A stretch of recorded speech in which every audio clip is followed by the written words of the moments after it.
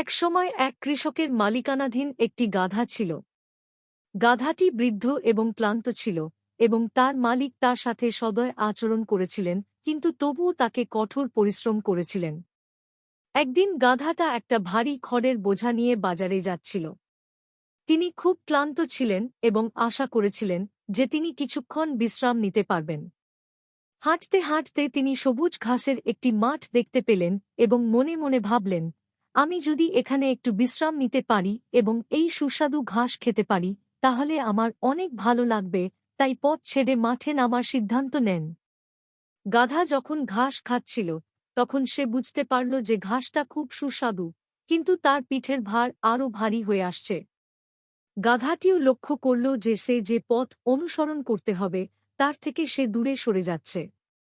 সে পথে ফিরে যাওয়ার চেষ্টা করতেই সে বুঝতে পারল সে হারিয়ে গেছে।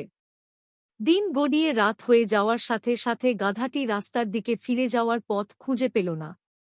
তিনি আরও বেশি উদ্বিগ্ন হয়ে উঠলেন এবং বাড়ির পথ খুঁজে পেলেন না। শেষ পর্যন্ত খড় বিক্রি করে বাড়ি ফেরার সুযোগ হাতছাড়া করে মাঠেই রাত কাটাতে হয় তাকে। পরের দিন সকালে কৃষক গাধাটিকে খুঁজে পেয়ে তাকে ট্র্যাকে ফিরিয়ে আনতে সক্ষম হন। যাই হোক, গাধাটি খড় বিক্রি করার সুযোগ মিস করেছিল এবং একদিনের কাজের মূল্য হারিয়েছিল।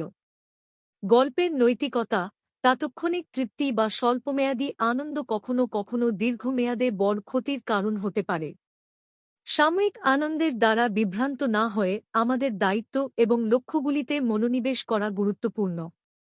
ধৈর্য এবং সতর্ক পরিকল্পনা প্রায়শই ভালো ফলাফলের দিকে নিয়ে যায়।